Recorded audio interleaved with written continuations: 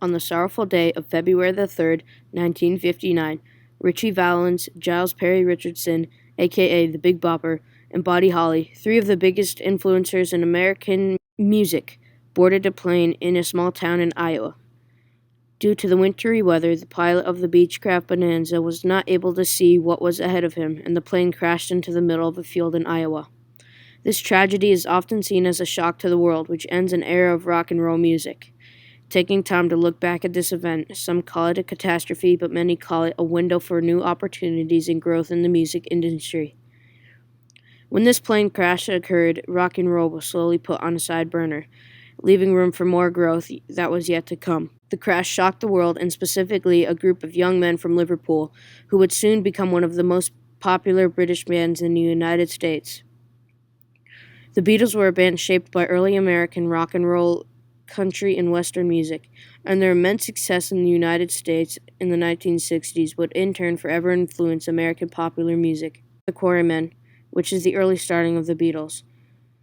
The Quarrymen would occasionally book gigs at bars or clubs, playing songs that they would make, or they would play covers from their influencers. The band had been around for a couple of years and had gotten a show at a church garden party. This is where John Lennon and Paul McCartney met. McCartney showed off his skills and John let him in the band. John and Paul shared an immediate bond because Paul's mother died of cancer and John's mother died in a car crash when they were kids. Eventually, the Quarrymen grew more famous, but they still struggled. Eventually, George Harrison, who played guitar, and Ringo Starr, who played the drums, joined the band. This helped and sent them forward into the music business. Even though they were rising in fame, the Beatles had trouble getting signed to a major record label. Though their music was great, they still kept on getting turned down. They went through 4 record labels until they got signed to Polydor Records. Other major bands have been signed to this record, including the Moody Blues, James Brown, and ABBA. The Beatles' first recording for Polydor Records was My Bonnie. Many may know the song. It's very recognizable. The first Beatles hit, Love Me Do, truly kicked off their whole career. After releasing this song, they knew they were going to be famous. After recording for a few years, some of the Beatles' records had made it to America, and they were becoming popular. And on February 7, 1964, the Beatles touched down at John F. Kennedy Airport in New York. There were between 3,000 to 4,000 screaming fans standing there to greet them. The Beatles were just a small band with little to no experience. All they would do was play music for fun. At first, the Beatles did not think they would be famous in the U.S. They thought they would be your typical wannabe successful band.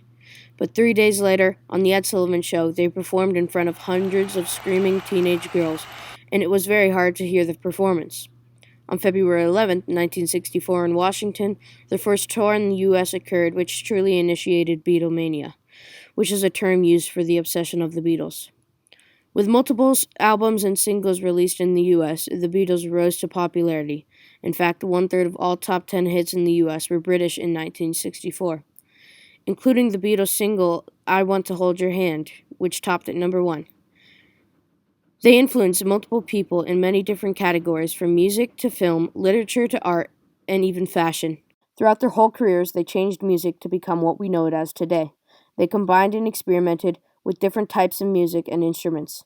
This influenced many other groups, past and present musicians like Nirvana, the Eagles, Beach Boys, Billy Joel, Kiss, and Bruce Springsteen have openly said that they were influenced by the Beatles. There are many people that have been inspired by the Beatles, and they have led great careers themselves. For example, Roger Waters, co-founder of Pink Floyd, on the topic of Sgt. Pepper's Lonely Hearts Club Band record, once said, "I learned from Lennon, McCartney, and Harrison that it was okay for us to write about our lives and express what we felt more than any other record.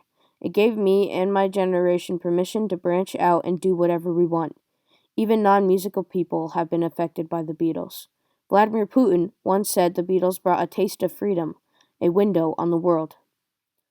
Eventually, the Beatles broke up and separated. Their last performance was in 1969 at Apple Corps London.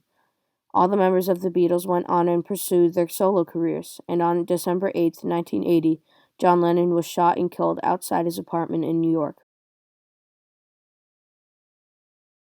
Sadly, in 2001, George Harrison died of cancer. Even though the Beatles are no longer together and half of them have passed away, they are still inspiring many in America and around the world.